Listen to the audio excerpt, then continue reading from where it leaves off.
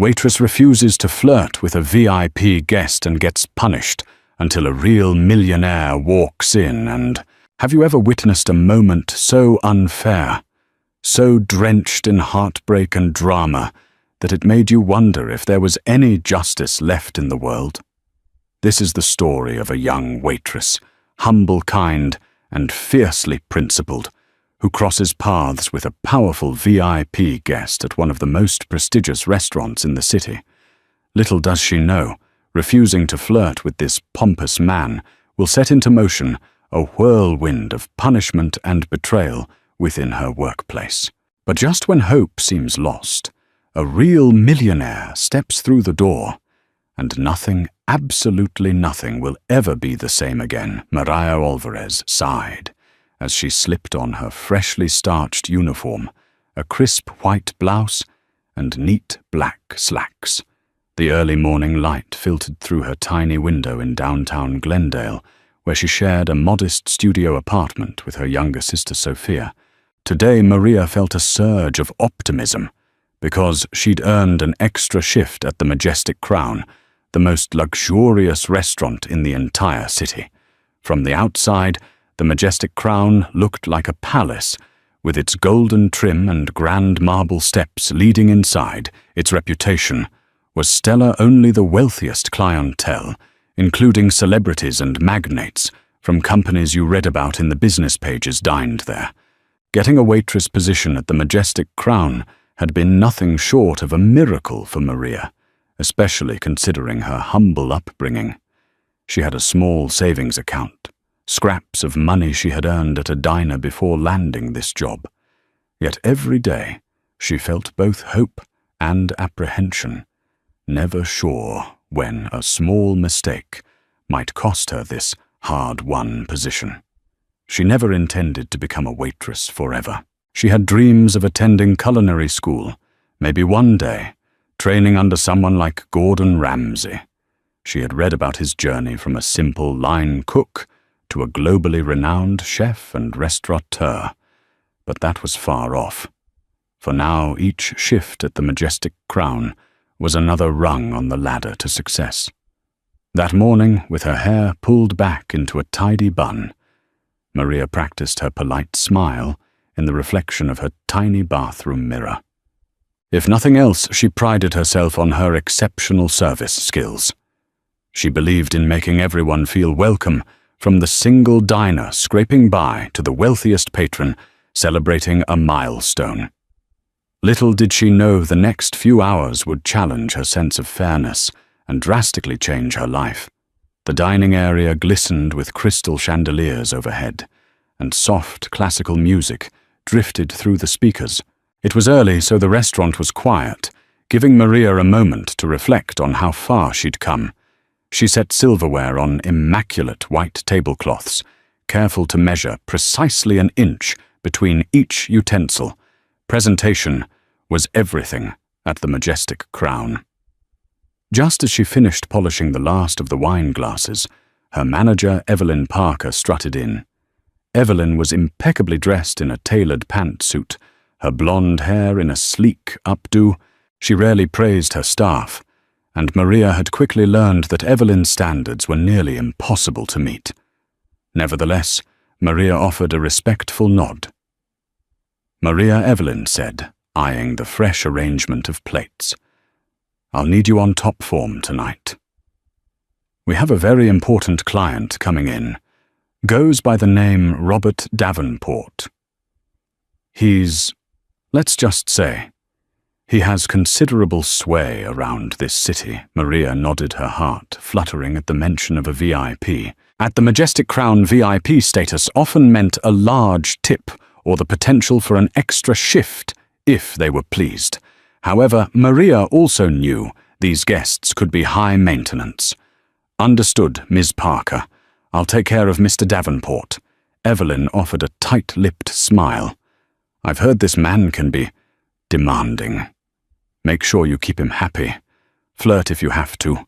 He's known to shower waitresses with large tips when he's in a good mood. But if he's displeased..." She paused meaningfully. "We could all regret it." The mention of flirting made Maria inwardly bristle, but she maintained a neutral expression.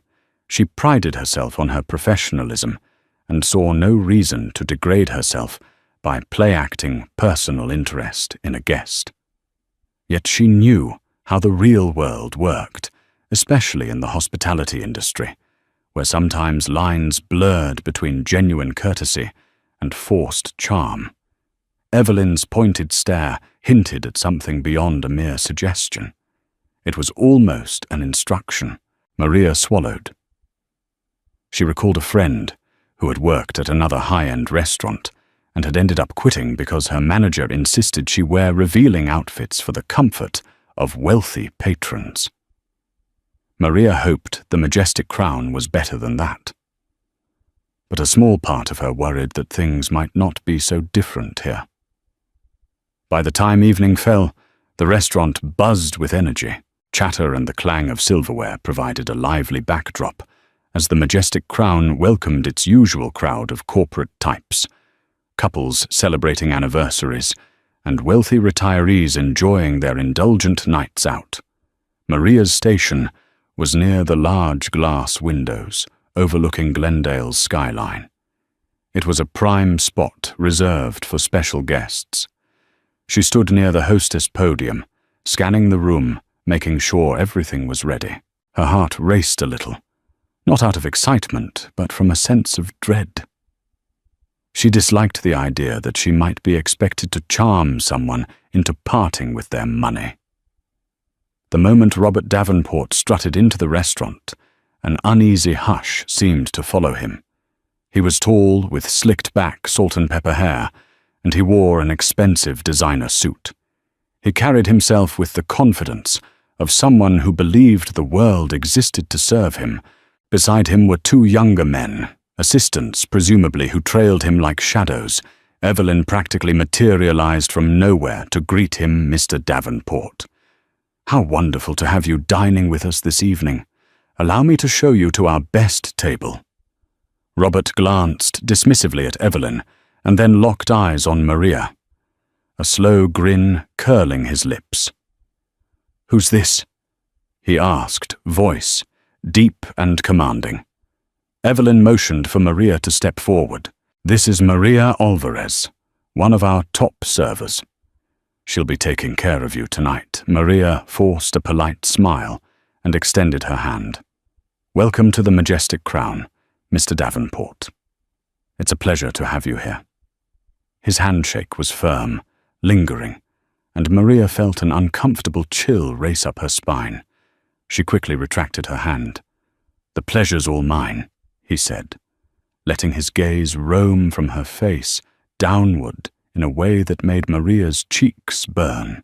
Evelyn quickly intervened, guiding them to the table. "Right this way, Mr. Davenport." As he walked to the table, Robert turned once more to glance at Maria, a predatory gleam in his eyes. Something about him felt very off. She wondered if she was overreacting, but deep inside, Maria's gut told her this was not going to be an easy night. Maria presented the menu to Mr. Davenport and his associates, making sure to highlight the restaurant's signature dishes, the Wagyu filet lobster linguine, and a special amuse-bouche created by Chef Alain Duval, the head chef who had once studied under a top Michelin-starred team in Paris. She also recommended the best wines, going through vintages and pairings with practiced ease. Robert barely glanced at the menu. He seemed more interested in directing compliments and sly innuendos toward Maria. She felt her shoulders tense each time he made another remark. "You have lovely eyes, Maria," he commented at one point while she refilled his wine glass. "Do all the waitresses here look this good?" His associates chuckled, and Maria's face burned with embarrassment. Still, she mustered a professional tone. "Thank you, Mr. Davenport. Is there anything else I can bring you at the moment?"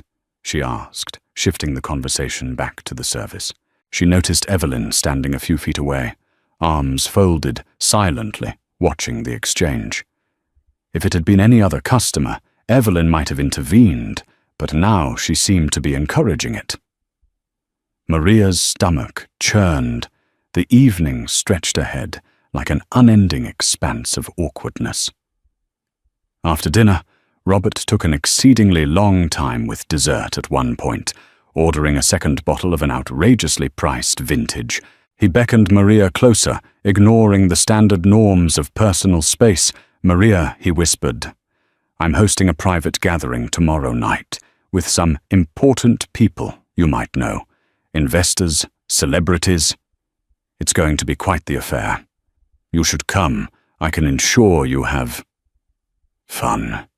Maria forced a polite decline, citing her obligations. She didn't want to stoop to flirting just for a big tip, nor did she want to give him any personal time or... He smirked, as though expecting her reluctance, but he didn't push it further just then. However, the chilling look in his eyes communicated that he wasn't done trying.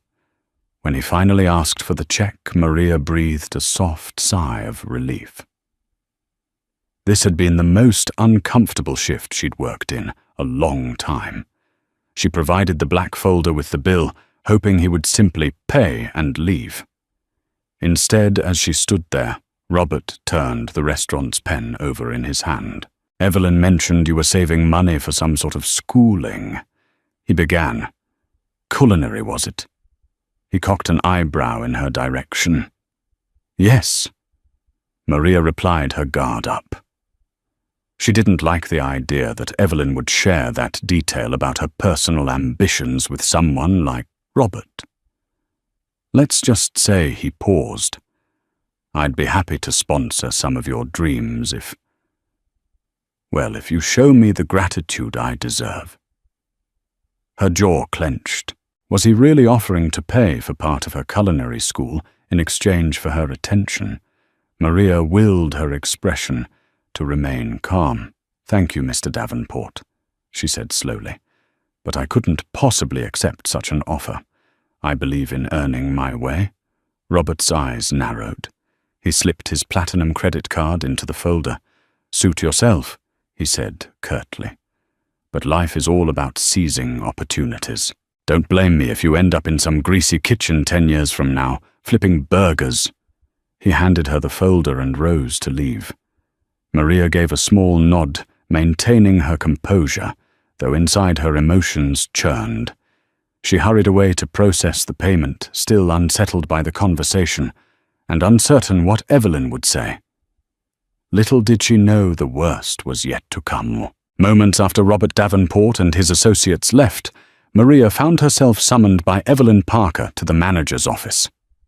The hallway leading there felt claustrophobic, lined with framed awards and photographs of VIP guests who had dined at the Majestic Crown.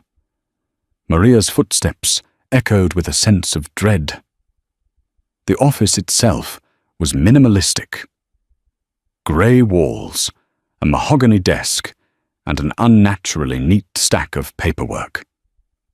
Evelyn stood behind the desk, her lips pressed into a thin line. She gestured for Maria to close the door. "What happened out there?" Evelyn demanded in a low tone, crossing her arms. Mr. Davenport left with a sour expression. He didn't leave a tip. Maria's heart sank. She thought back to the entire interaction, and how every attempt he made to flirt or buy her affection, she had politely rebuffed. He tried to make an offer I wasn't comfortable with, Maria explained as calmly as she could. "I didn't want to compromise my integrity." Evelyn slammed her hand down on the desk. "You should have humored him," she hissed. "Do you have any idea how important Robert Davenport is to our restaurant? He's well connected. He can make or break our reputation with a few phone calls." Maria swallowed. "I understand he's important, Ms. Parker. But I'm here to provide excellent service, not to do what he wanted. You are here." Evelyn's voice sharpened to ensure the comfort and satisfaction of our guests.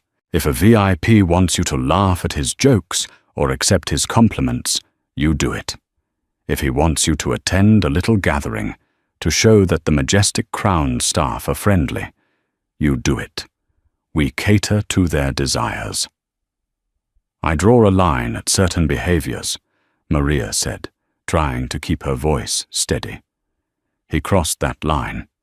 Evelyn stared her down for a long moment, nostrils flaring. Fine, she said finally, but the venom in her voice was unmistakable. Starting tomorrow, your shifts will change. You'll be on the breakfast crew at 5 in the morning, and you can handle the dishwashing detail after lunch service as well. Maria's eyes widened.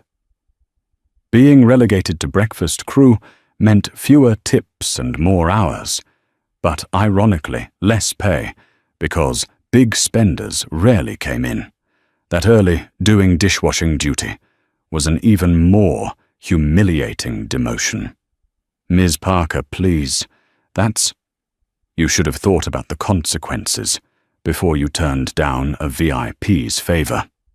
Evelyn snapped. If Mr. Davenport never comes back, or if he spreads the word to his influential contacts, we stand to lose thousands. This restaurant's success keeps you and everyone else employed. You want to keep your job, Maria. Then do as you're told. Maria fought the urge to cry, but she held back tears. She was proud, and she would not let Evelyn see her break. Understood, she finally whispered. Then she turned to leave her mind a whirlwind of betrayal and hurt. As she exited the office, she felt as though the walls were closing in on her. She had just paid rent, and didn't have the financial freedom to quit. She needed every paycheck, yet she also knew she couldn't stoop to the manipulative tactics people like Robert Davenport demanded. The path ahead looked bleak, and she questioned whether she could keep going under these circumstances. Late that night, Maria arrived home, exhausted and drained. She didn't bother turning on the lights in her small apartment. Her sister Sophia had left a note. Had to stay late at the library, be back soon. Love you, sighing. Maria collapsed onto the old couch in the living area. The day's events weighed heavily on her mind. Eventually, the door creaked open. Sophia, a bright-eyed college freshman studying communications at Glendale Community College, stepped in with a handful of textbooks.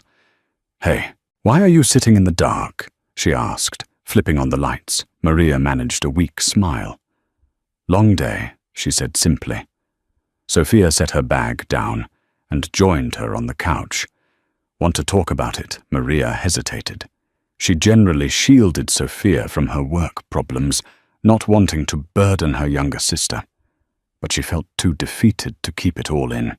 She explained the entire incident with Robert Davenport, the flirting, the blatant proposition, and how their manager, Evelyn, practically blamed Maria for not playing along. Oh, Sophia breathed, her eyes widening in shock. "I mean, I knew you dealt with tough customers, but this is next-level harassment. That's horrible." Maria nodded, feeling a wave of relief at finally sharing her frustration. "The worst part is Ms. Parker is punishing me with horrible shifts and more labor, just because I wouldn't flirt with him. I can't afford to lose this job, but I also can't degrade myself." "What do I do, Sophie?" Sophia bit her lip. "Could you talk to someone higher up, like the owner?" Maria shook her head. "The owner is hardly ever around. He trusts Evelyn to run the place, and from what I hear, the corporate structure is basically non-existent. It's all hush-hush. Besides, who would take my side against someone like Davenport if they're worried about losing money or status?" Sophia wrapped an arm around Maria's shoulder. "I hate that you're going through this. But remember your worth, Maria. Don't let them make you feel powerless. Maybe something will change. Maybe a better opportunity will come along." The words offered a glimmer of hope, though Maria still felt trapped. She stared up at the cracked ceiling. "I'll do these new shifts," she said determinedly, but I'm not going to sell my dignity. I'll find a way out of this mess, one way or another. The next morning, the alarm blared at 4:30. Maria groaned as she rolled out of bed, her body protesting. She normally started midday shifts, and this abrupt schedule change left her exhausted. Still, she forced herself upright, reminding herself she had no choice. By 5:15, she stood in the kitchen of the Majestic Crown, wearing a hairnet, an apron, and rubber gloves prepared to tackle the dishwashing station. As the first plates and glasses from the early breakfast buffet came piling in, she rolled up her sleeves and set to work. The steam from the industrial dishwasher fogged her face, and the smell of stale grease and coffee grounds clung to her clothes. Every time she opened the door to the main dining area, she could see the sunlight streaming through the windows. This used to be the time she had for herself, a time to daydream about a better future. Now all she could do was scrub dish after dish. An hour into the shift, Evelyn approached her with a clipboard wearing that same disapproving frown. "Move faster," she barked. "You still have to help the breakfast crew once the morning rush hits." "Don't dawdle." Maria forced a nod. Inside, her anger simmered. She was capable of so much more than this, and she knew it, but she held her tongue, not wanting to give Evelyn any further reason to fire her. Throughout the morning, the clattering of dishes drowned out Maria's thoughts. She felt her dream of culinary school slipping away, overshadowed by the reality of her predicament. But she reminded herself that she was not going to break. She had faced hardships all her life. This was just another mountain to climb. Late that afternoon, after hours of back-breaking work, Maria was given a short break. With the straps of her apron undone, she slumped against a back hallway near the staff lockers. She was too tired even to make her customary phone call to Sophia to check on her day. Then she heard a familiar click of high heels. Evelyn appeared, looking triumphant. Behind her was none other than Robert Davenport. His presence sent Maria's heart into her throat. What was he doing back here in the staff area? Evelyn's expression was smug. "Maria," she said coolly, "Mr. Davenport has asked to speak with you privately. I suggest you make him feel welcome." Maria stiffened. She flicked her eyes toward Robert, who looked even more self-assured than before. If that was possible, I need to get back to work. She tried to protest. Evelyn placed a hand on her hip. Work can wait with no choice. Maria followed Robert into an unused banquet room. The space was dimly lit with tables stacked against the walls. The hush in the air felt ominous. Robert turned to face Maria, his eyes glinting. "I see you've been assigned to washing dishes," he said in a mocking tone. "That's a shame, someone with your talents." Maria's jaw tightened. "What do you want, Mr. Davenport?" He circled her slowly like a predator studying his prey. "I've decided to give you another chance," he said. "That little event I mentioned, well, it's tonight. Important people, potential investors. If you come show me and my friends some hospitality, I'll have a word with Evelyn. Maybe you won't have to be stuck in the back, scrubbing pots." Maria's stomach turned. "Why do you care where I work?" she asked, keeping her voice level. "Is it just a game for you?" He smirked. "Let's just say, I don't take no for an answer easily. And also you intrigue me. You have spirit. But spirit can be costly if you don't play your cards right. Trust me, a single phone call from me could get you fired from every decent restaurant in Glendale." Maria felt a rush of indignation. She stared at him, loathing his arrogance. Was this truly the only option, bend to his will or suffer the consequences? Robert took a step closer. far too close for comfort. So what will it be? Join me tonight. It's just a party dress. Nicely have a few drinks. Smile at the right moments. And your position here can improve dramatically. Maria fought the urge to recoil. She stood her ground. No, she said simply. His grin slipped. Excuse me? I said no. Mr. Davenport. Her voice wavered slightly, but she repeated it for emphasis. I'm not coming to your party. I'll earn my success without any favors from you. He stared, shock fading to anger. You're making a big mistake, he warned. A very big mistake. She lifted her chin. So be it. Shortly after their tense encounter, Maria found herself yet again in Evelyn's office. For a fleeting moment, she wondered if Robert Davenport would come in too, but it seemed he had left or was waiting outside. Evelyn was in a fury. What is wrong with you? Evelyn spat, pacing back and forth behind her desk. He came here to offer you a second chance, and you insulted him again. Maria's eyes burned with unshed tears. I didn't insult him. I just said no to his party. Evelyn slammed a fist on the desk, sending a paperweight rattling. He's livid. Maria. Absolutely livid. He told me that you're ungrateful, that you're refusing his generosity. Do you understand that this man controls half the real estate in Glendale? If he decides to run a smear campaign against the majestic crown, we could lose thousands, maybe more. Maria clasped her hands together to stop them from trembling. I understand the stakes, Miss Parker, but he wants me to degrade myself for his amusement. I won't do that, Evelyn's eyes flashed with annoyance. Then you leave me no choice, she said, quietly, her voice low and threatening. I'm giving you one last warning. Either you find a way to smooth this over, apologize to him, agree to attend at least one of his engagements, or you can consider yourself fired. The word fired hung in the air like a guillotine blade.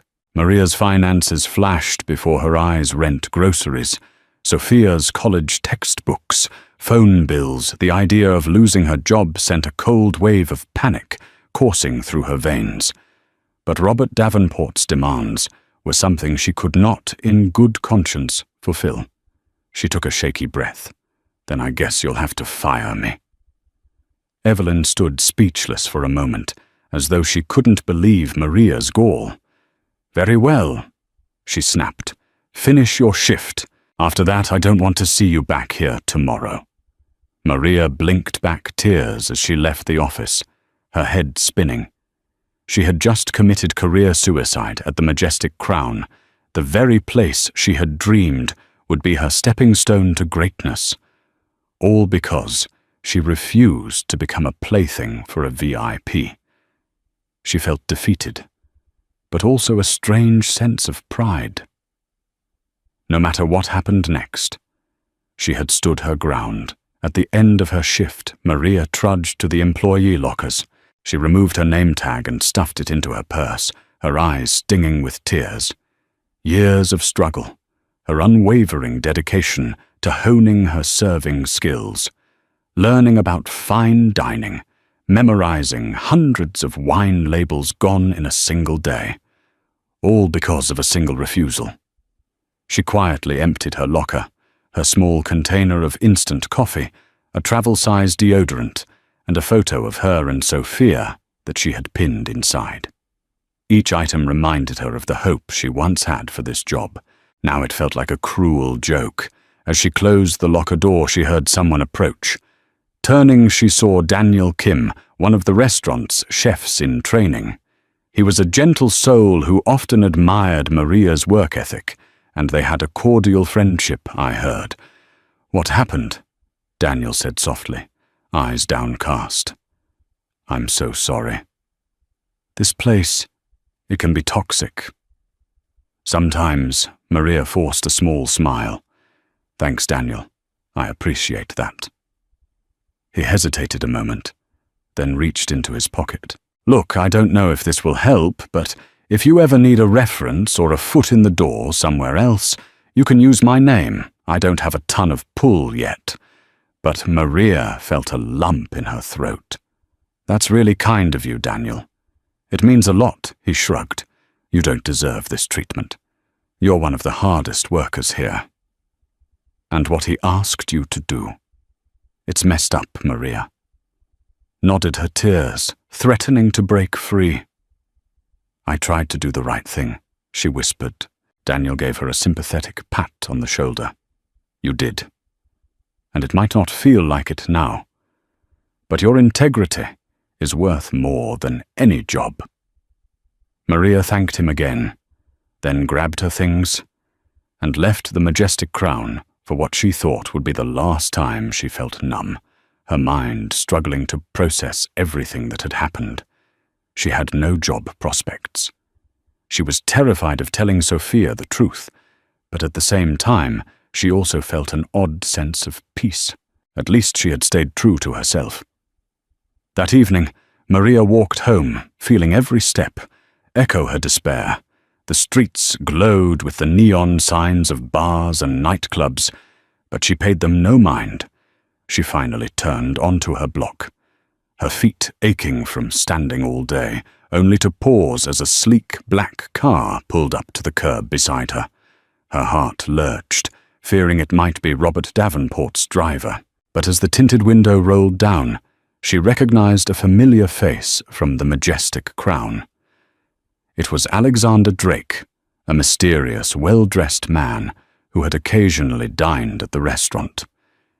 He had always been courteous to her, leaving generous tips, but never causing a fuss. She realized she had served him at least half a dozen times over the last few months, though she never knew much about him. Maria Alexander asked, sounding concerned. "Are you all right?" She realized that tears still clung to her lashes. Wiping them away, she forced a smile. "Oh, Mr. Drake, I'm just not having the best day." He nodded sympathetically. "I'm sorry to hear that. May I offer you a ride somewhere?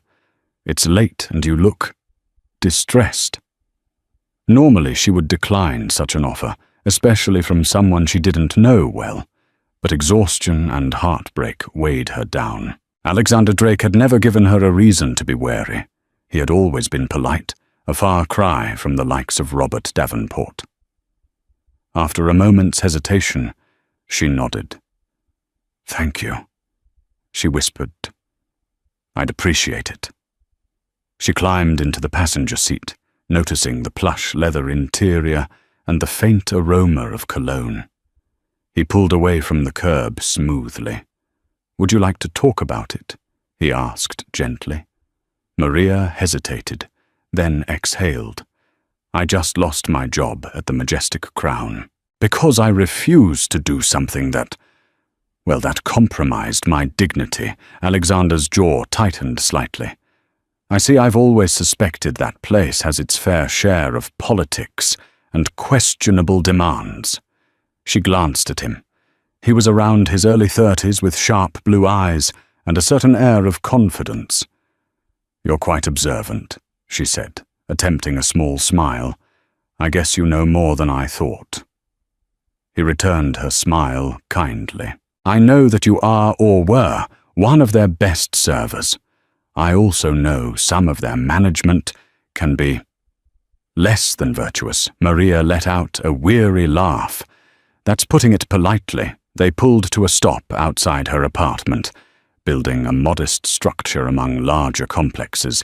Maria fiddled with her purse strap. "Thank you for the ride," she said softly. Alexander nodded. "I hate to see good people suffer because of unscrupulous individuals. If there's anything I can do, please let me know." She chewed her lip, wondering if she should confide in him. But she hardly knew him outside the restaurant. Yet his kindness felt genuine. "Thank you," she repeated, then stepped out of the car. It wasn't until after he drove away that she realized she never discovered why he had been in her neighborhood in the first place. or even who Alexander Drake truly was. Inside the apartment, Sophia was already home, hunched over her textbooks. She looked up when Maria walked in, concern etched on her face. "Hey, you're late. Everything okay?" she asked. Maria set her purse down, her shoulders slumping. She couldn't find the words, so she simply shook her head. The tears she had been holding back threatened to spill over Maria. "What happened?" Sophia asked, rushing to her side. "I got fired." Maria finally managed her voice, cracking. "Ms. Parker made an ultimatum. I refused to flirt with that creep Robert Davenport, so she fired me." Sophia gasped, pressing a hand to her mouth. "Oh no, Maria, this is terrible. I'm so sorry."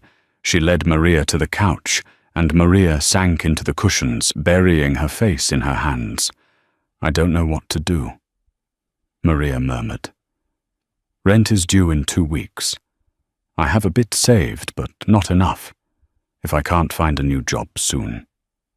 Sophia hugged her tightly. "We'll figure something out. I have some savings from my scholarship stipend, and I can get more hours at the campus library." Maria's heart twisted with guilt. She had always promised to take care of Sophia, not the other way around. "No, I can't let you do that. You have your studies. You need to focus." Sophia shrugged.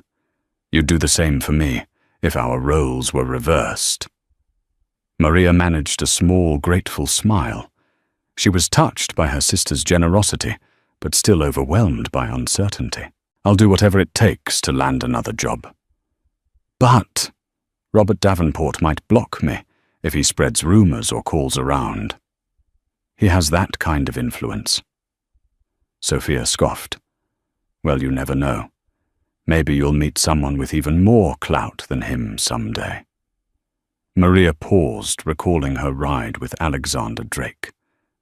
There was something about him that suggested he might be more influential than he appeared, but she had no idea how she pushed the thought aside.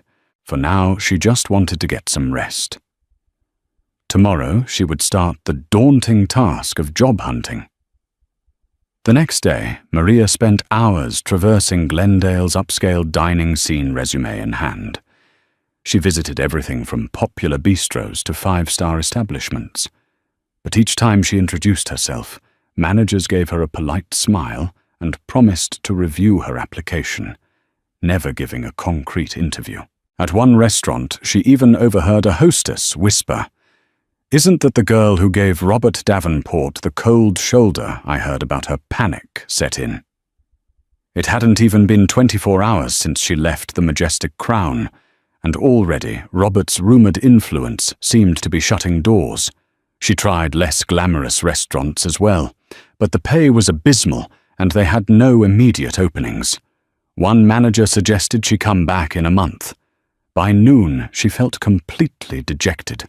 She decided to check her phone for any missed calls or texts, hoping someone might give her a chance. Instead, she found a single message from an unknown number.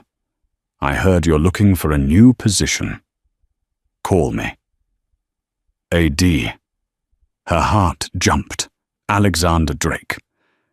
She stared at the screen, torn between curiosity and hesitation. How did he get her number? Possibly from an old reservation slip or from the restaurant system.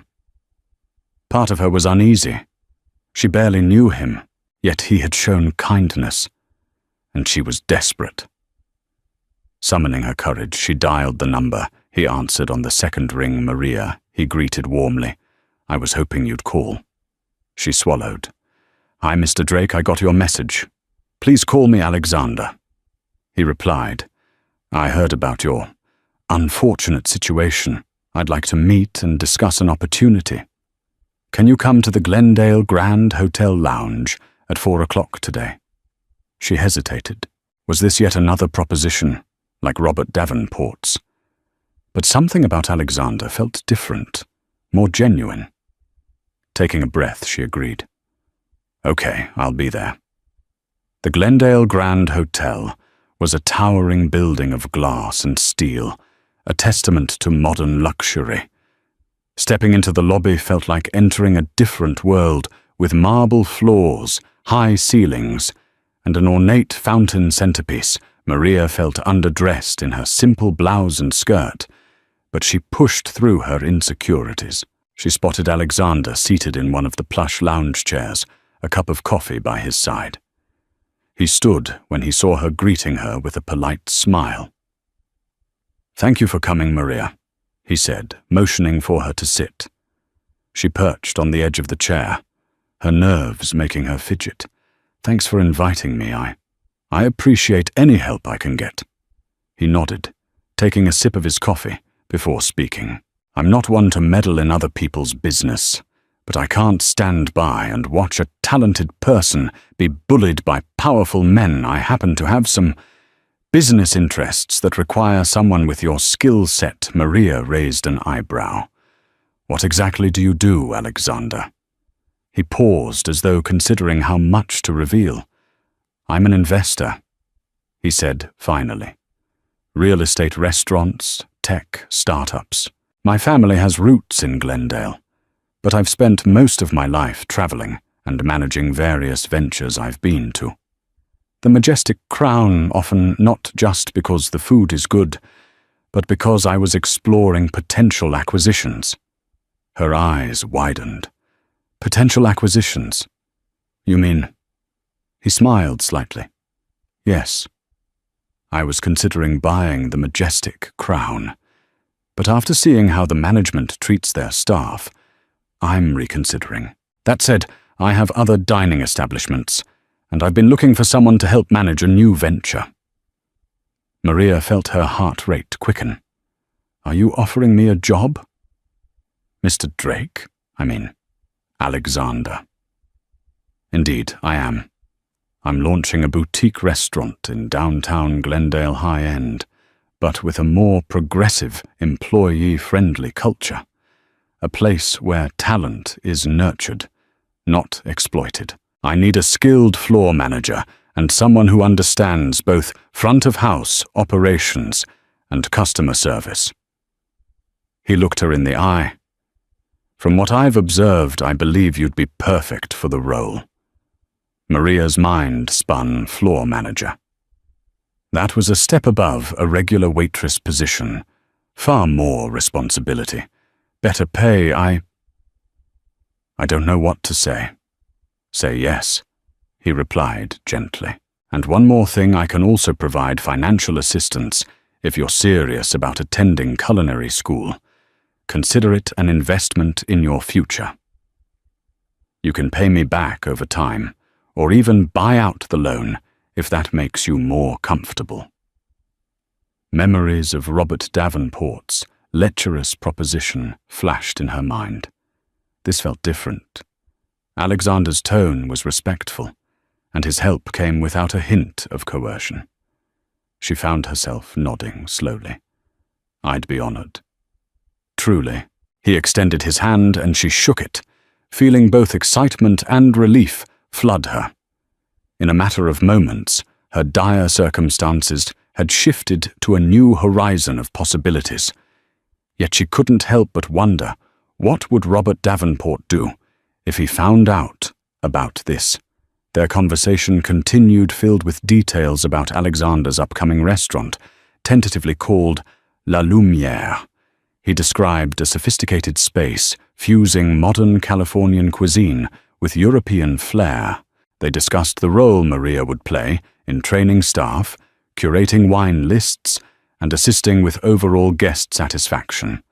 Midway through the conversation, Alexander placed a sleek portfolio on the table. He opened it to reveal architectural renderings and a rough plan for staffing. Maria felt a rush of excitement. She had always wanted to be part of something from the ground up, shaping a restaurant's identity. At one point, Alexander's phone buzzed. He glanced at the screen, his expression darkening. "Excuse me for a moment," he said, stepping away to take the call. From a distance, Maria could see him gesturing with a restrained agitation. She heard snippets of his low voice. "No," I said. "That's final. He can't force." Then he sighed and hung up, returning to their table. He forced a polite smile. "My apologies. A rather unpleasant business matter." Maria arched an eyebrow. "If it's about Robert Davenport, Alexander nodded grimly. "Indeed. He got wind that I was speaking with you, and he tried to warn me off.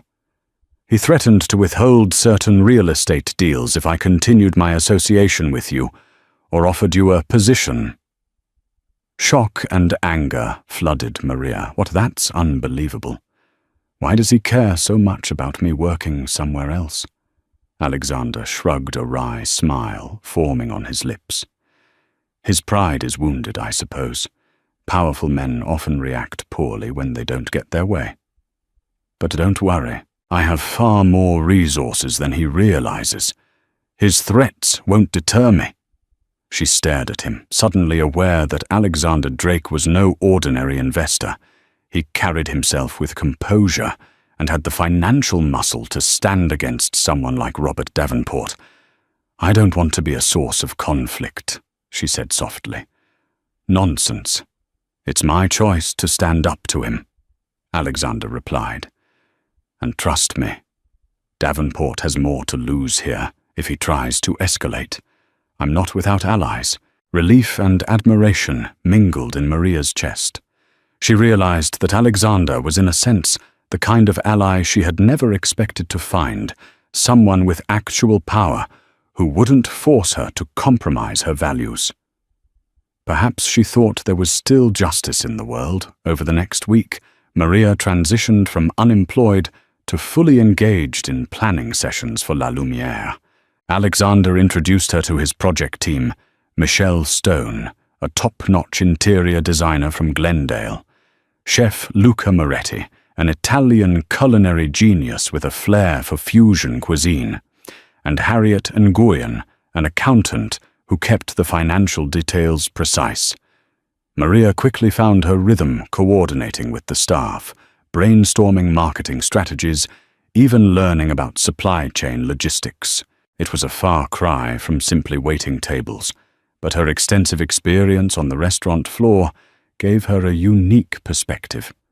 She proposed solutions to potential problems before they even arose, impressing everyone with her foresight. "Where did you learn all this?" Chef Moretti asked one day, astonished by her wine-pairing suggestions. She smiled sheepishly. "Working at the Majestic Crown may have been soul-crushing at times, but they did train me well in high-end service." Chef Moretti gave a hearty laugh. "Well, that place's loss is our gain." In the back of her mind, Maria remained wary of Robert Davenport. She couldn't shake the memory of his threats, though Alexander reassured her repeatedly that he would handle any obstacles, and handle them he did. Once a city official tried to delay certain permits for La Lumiere, rumored to be at Davenport's request. Within a day, Alexander made phone calls to his own circle, and the permits were cleared without further issue. Watching Alexander navigate these challenges left Maria both grateful and intrigued. He never flaunted his power or resorted to the same bullying tactics Davenport employed. Instead, he acted with tact and fairness, even when playing hardball. It was a masterclass in ethical influence. 2 weeks before La Lumiere's grand opening invitations were sent out to a select group of critics, food bloggers, local celebrities, and potential investors. Maria meticulously curated the guest list with Alexander's guidance. Despite her best efforts, she couldn't avoid the gnawing sense that Robert Davenport might try to crash the event or sabotage it from the outside. Sure enough, one evening, as Maria left the construction site of the new restaurant, she spotted a familiar figure leaning against a black SUV. Robert Davenport waited for her, arms crossed over his expensive suit, a sneer etched on his face. Her stomach clenched, but she refused to show fear. She walked straight to her car, determined to ignore him.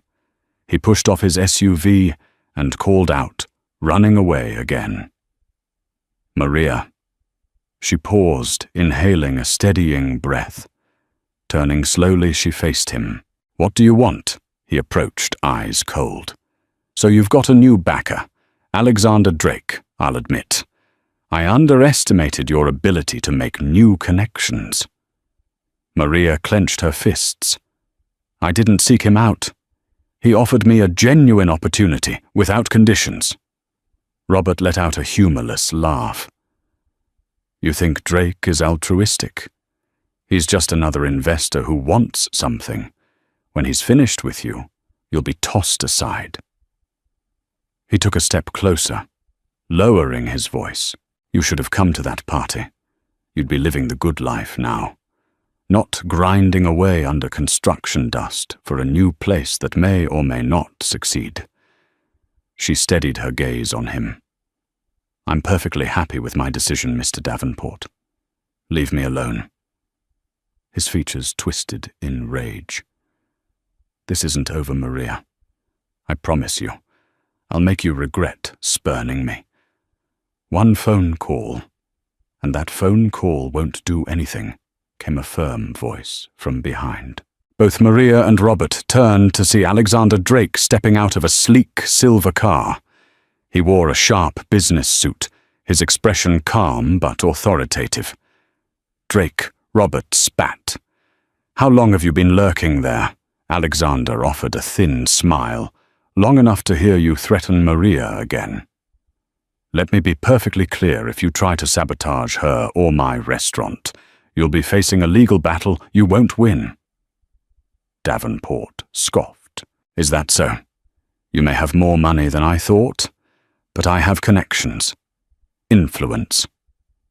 "Don't test me," Alexander shook his head, stepping closer. "I'm not afraid of you, Davenport, and neither is Maria. The only one who should be afraid is you, if you keep harassing her. Now, unless you want a restraining order, I suggest you leave." For a moment, Robert Davenport and Alexander Drake locked eyes, a silent battle of wills. Finally, with a glare of pure venom, Davenport stalked back to his SUV and peeled away from the curb. Maria exhaled. Shakily, relieved but shaken by the intensity of the encounter, she turned to Alexander, who regarded her with concern. "Thank you," she whispered, her voice trembling. "He's never going to stop, is he?" Alexander placed a reassuring hand on her shoulder. "He'll try, but he'll fail." With Davenport's looming threat, the team at La Lumiere hustled to ensure everything was perfect for opening night. The interior design was nearly complete, with Michelle Stone adding final touches: soft, uplighting custom artwork and plush seating. Chef Moretti finalized the menu, featuring a blend of local farm-to-table ingredients with European techniques. Maria spent countless hours training the waitstaff in the new culture she and Alexander envisioned, one that championed respect, collaboration, and fairness. No one would ever be forced to flirt with customers. Complaints of harassment would be taken seriously. This was the antithesis of the Majestic Crown's toxicity. Despite the frenetic pace, Maria found a surprising sense of joy. She loved her new role, the creativity it allowed, and the chance to shape a positive environment. She and Alexander often worked late, reviewing budgets, marketing strategies, and staff schedules over coffee. One night, as they were the last two in the restaurant, Maria paused while reorganizing some glassware. "Alexander," she said hesitantly, "I want to thank you for everything I know. This goes beyond a typical job offer." He looked up from his laptop. "Maria, you've earned every bit of this. Don't think of it as charity. You have the skills, the passion, everything a venture like this needs." She smiled softly. "Still, I'm grateful. And about that loan for culinary school, I've decided I want to accept it. I'll pay you back, of course. But I realize this is my dream, and I don't want to wait forever." His eyes lit up. "That's wonderful news. I'll have Harriet draft the paperwork, and you can start whenever you're ready. She set down a glass, feeling a flood of hope. For the first time in ages, she saw a clear path forward, a fulfilling career, the chance to earn a culinary degree and financial stability that didn't rely on demeaning herself. Davenport's threats still haunted her, but she felt stronger now, like she could handle whatever came next. The night of La Lumiere's grand opening arrived. The staff was dressed impeccably in sleek black attire. Laughter and conversation filled the space as guests streamed in, intrigued by the restaurant's refined yet welcoming ambiance. Maria floated through the room, introducing herself, ensuring the service flowed seamlessly, and checking that Chef Moretti's kitchen staff managed the rush. Alexander mingled with investors, while Harriet oversaw the reception desk crossing off names on the VIP list. Among the attendees were local politicians, tech founders, fashion designers, and renowned critics. There was an electric energy in the air, an unspoken consensus that something special was happening here. Yet amid the excitement, Maria couldn't help scanning the crowd for any sign of Robert Davenport. She half expected him to appear uninvited to cause a scene. She prayed he would leave them in peace, at least for this one crucial night. Of course, fate had other plans. Shortly after the main courses were served, a hush fell near the entrance. Robert Davenport strolled in, flanked by 2 bodyguards. He wore a smug expression, as though he owned the place. Maria's heart sank. She glanced toward Alexander, who was already moving in that direction. "Mr. Davenport," Alexander greeted, coolly stepping in front of the man. "This is a private event. I don't recall extending an invitation to you." Robert smirked. "I heard about the grand opening. Thought I'd see for myself what all the fuss is about. Is there a problem with that?" Alexander squared his shoulders. "We're at capacity, and this is by invitation only. Please leave." The tension in the air was palpable. Some guests had turned their attention to the confrontation, whispering among themselves. Maria felt a surge of anxiety, realizing that if this escalated, it could tarnish La Lumiere's big debut. Davenport's gaze flicked around the room until it landed on Maria. "I see you've found yourself a new benefactor," he said, loud enough for nearby guests to hear. "Trading up, are we, Maria?" Her cheeks flamed with anger. Before she could speak, Alexander interjected, voice low but firm. "I'm not going to ask again. Leave or I'll have security escort you out." Robert let out a mocking laugh. "Security? I have 2 bodyguards right here. I think your staff might find it difficult." At that moment, the manager of the hotel building, who worked closely with Alexander, quietly signaled several uniformed security personnel. They advanced toward Davenport and his goons, realizing the odds were stacked against him. Davenport rolled his eyes. "You can keep her." Drake Davenport snarled. "But I assure you, this isn't the end. I'll make certain Glendale knows who the real puppet master is." With that, he and his bodyguards turned and left, leaving behind a ripple of uneasy murmurs among the guests. Alexander cleared his throat and quickly turned to the onlookers, offering a reassuring smile. "Apologies for the disturbance. Everyone, please enjoy your evening." Gradually the commotion died down, and the guests returned to their conversations. Maria's pulse thundered in her ears. She felt a hand on her shoulder, Alexander's reassuring grip. "He's gone," he murmured. "Don't let him ruin this night." She nodded, forcing herself to refocus on the positive. The rest of the evening went smoothly, with raving compliments on the food and ambiance. By the end of the night, Maria received multiple job applications from impressed servers hoping to join La Lumiere. Investors praised Alexander's vision, and critics teased that they might award the restaurant with glowing reviews. Despite Davenport's unwelcome visit, opening night was a triumph. In the following days, La Lumière became the talk of Glendale. Glowing write-ups appeared in local newspapers and on popular food blogs. Chef Moretti's passion and creativity shone, and guests praised the gracious yet professional service. Many of them mentioned the refreshing absence of the snobbery sometimes found in high-end eateries. Maria thrived in her managerial role, orchestrating everything from staff schedules to marketing ideas. Between shifts, she started her first online culinary school modules, courtesy of Alexander's loan. Life was busy, hectic, and thrilling all at once. However, trouble brewed outside Robert Davenport was not one to lick his wounds.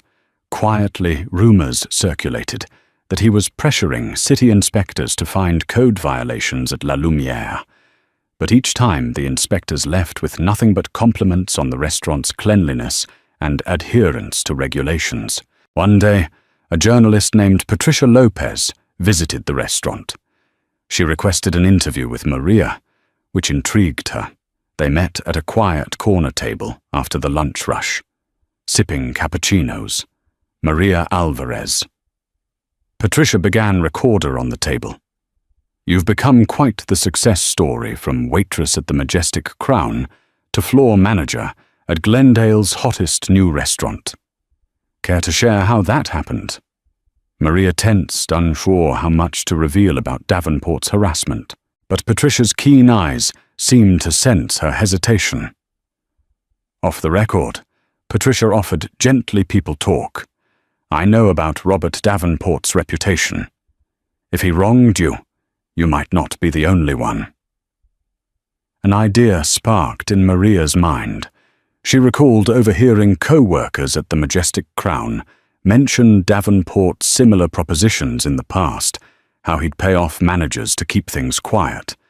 Maybe if enough people spoke up, they could stop him from hurting others. She took a deep breath. "I'd like to share my story," she said, voice steady with newfound resolve, "because it's time someone stood up to him." Patricia clicked her recorder on, eyes lit with anticipation. "I'm all ears." Maria recounted her experiences in detail. Robert Davenport's lecherous offers, his intimidation tactics, and ultimately how it cost her the job she loved. She also shared how Evelyn Parker condoned the behavior, prioritizing the restaurant's relationship with Davenport over the well-being of her staff. Patricia listened intently, occasionally asking clarifying questions. Then she revealed she had spoken to others who had eerily similar encounters with Davenport, both at the Majestic Crown and other establishments. Some of these individuals were too scared to go public, fearing his wrath. But Maria's willingness to stand up might inspire them. "I'll protect your identity if you prefer," Patricia offered, "but having you on record with your name and new position at La Lumière will lend significant credibility to the investigation." Maria thought of how Davenport might retaliate. Then she thought of how he might continue hurting women if no one spoke out. "Use my name," she said, determined. "I won't hide." Patricia nodded admiration in her gaze. "Thank you, Maria. This could be an important piece of investigative journalism that shakes things up in Glendale." They finished the interview, and Maria walked Patricia to the door, feeling both anxious and lighter. She had taken a bold step. She decided to confide in Alexander about the interview. He listened attentively, then gave her a supportive nod. "I'll back you 100%, he said. "You're doing the right thing."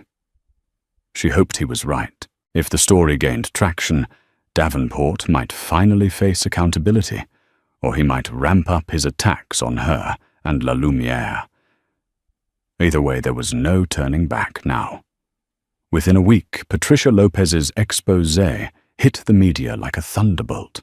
Titled "The Hidden Abuse of Power, Robert Davenport's Reign of Harassment and Coercion," It detailed accounts from multiple sources, both named and anonymous, who accused Davenport of leveraging his wealth and influence to exploit employees across various sectors. Maria's story stood front and center, describing how she was fired for refusing Davenport's demands. The article also cited an unnamed former staff member from the Majestic Crown corroborating the harassment. Patricia's investigative piece included evidence of hush money payouts to keep victims silent and references to building code violations Davenport used as leverage. The public reaction was explosive. Local television channels picked up the story, and soon, Boycott Davenport began trending on social media. Citizens and celebrities alike weighed in condemning Davenport's actions. His reputation, once feared, began to crumble, watching the news in the lounge of La Lumière. Maria felt a rush of vindication mixed with trepidation. She knew powerful men often had ways to dodge repercussions, but this time the scandal was too big to ignore. Even city officials who once turned a blind eye could no longer protect him. Evelyn Parker also came under fire for her complicity. The Majestic Crown experienced a steep drop in bookings as customers protested. Word spread that the owner was furious and considering firing Evelyn to salvage what remained of the restaurant's reputation. Meanwhile, La Lumière thrived. People admired the way Maria and Alexander had fostered a workplace culture free from harassment and intimidation. Their reservation list swelled, and local dignitaries praised the new establishment for its stance against exploitation. For the first time since that horrible day of losing her job, Maria felt hope blossoming. She had not only found a better place for herself, but she also helped expose a predator. Whether Davenport would face legal consequences was still an open question, but at least his iron grip on Glendale was loosening. Weeks passed, and Robert Davenport stayed out of the public eye, his attorneys busy issuing denials and threatening lawsuits. But the negative press persisted, as more and more victims came forward with allegations of harassment, bullying, or bribery. Maria occasionally received harassing phone calls from unknown numbers, but Alexander's security measures at La Lumière kept her safe at work. One evening, just as the restaurant was about to close, Maria lingered at a table, reviewing the final receipts. The door swung open, and Davenport strode in alone, his face gaunt, but eyes burning with rage. The security detail was at the other end of the room, but Alexander, who had stepped out of the office, immediately rushed forward. "That's close enough," Alexander warned, stepping protectively between Maria and Davenport. Davenport ignored him, directing his fury at Maria. "Congratulations," he spat, voice trembling. "You've ruined me. My business partners have pulled out. I've lost millions in deals, and half the city treats me like a plague, all because you decided to play the victim." Maria met his gaze, her pulse racing. "The truth ruined you, Mr. Davenport. You did this to yourself." He scoffed. "You stupid girl. You think you've won, even if I lose everything. I'll make sure your name is dragged through the mud." He glanced at Alexander. "As for you, Drake, this isn't over. I'll see you in court, and we'll see who has more stamina." Alexander's expression remained unflinching. "Leave Davenport. You're trespassing." Davenport took a step forward, and Alexander signaled the security guard who dashed over Davenport, froze, realizing he had no real power here. In a final act of desperation, he hurled a vile insult at Maria, then turned on his heel and stomped out. The guard followed him all the way to the sidewalk. Maria breathed out a shaky sigh, tears threatening Alexander, placed a comforting hand on her shoulder. "He's finished," Alexander assured her. "His threats are hollow. You have the entire city on your side now." She nodded, swallowing hard. I just hope this is truly the end. As the legal cases against Davenport unfolded, he found himself mired in lawsuits, both civil and criminal, whispers of investigations into his tax records and other financial dealings hinted that he could face serious penalties. His empire, once vast, was crumbling meanwhile. La Lumière soared to new heights. Critics lauded its modern approach to luxury dining and praised the compassionate leadership behind the scenes. Maria was at the heart of it all, orchestrating the front-of-house operations seamlessly. On a crisp Saturday evening, Alexander gathered the entire staff for a private celebration. After closing, they toasted with champagne, exhaling the stress of the past few tumultuous weeks. Chef Moretti raised his glass. To Maria, whose bravery and integrity set the tone for our restaurant, a chorus of cheers followed. Maria smiled, feeling warmth spread through her chest. It was surreal. Just weeks ago, she had been washing dishes under the glare of a merciless manager. Now she stood among colleagues who respected her, forging a new path. Alexander stepped forward, handing Maria a small black box. "From all of us," he said simply. "Curious." Maria opened it to find a delicate silver necklace with a single gemstone pendant. She blinked back tears. "Thank you," she said softly. "I don't know how to express how much this means to me." He placed a hand lightly on her arm. "You've already done so much. We owe you, Maria. Without you, La Lumière wouldn't be what it is, and Glendale wouldn't have uncovered Davenport's true nature." They shared a moment of mutual gratitude, and the staff broke into applause. It wasn't just a restaurant they had built, but a family bound by shared values. In the months that followed, Robert Davenport's name faded from the headlines, replaced by stories of new businesses and Glendale's cultural growth. His legal troubles dragged on, but he was no longer the looming threat he once was. The majestic crown struggled under the weight of scandal, eventually closing its doors. Rumor had it the building would be renovated under new ownership, possibly even Alexander's. Sophia continued her studies, grateful that her sister's career change meant they could handle expenses without fear.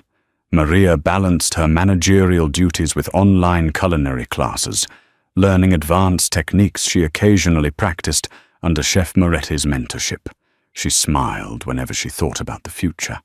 Perhaps she would open her own restaurant one day, or partner further with Alexander. The possibilities felt endless. Late one night, as she cleaned up the last table at La Lumière, Maria reflected on how much had changed. She had refused to flirt with a VIP guest, endured punishment, and nearly lost everything. But in the end, she gained more than she could have ever imagined. Dignity, a supportive team, and a chance to chase her dreams. The door to the dining room opened, and Alexander walked in his jacket slung over his arm. Ready to head out, he asked, an easy smile on his face. Maria nodded, turning off the last light. "Yes," she said softly, stepping into the night air with him. "I'm ready." And so ends our tale of courage and conviction.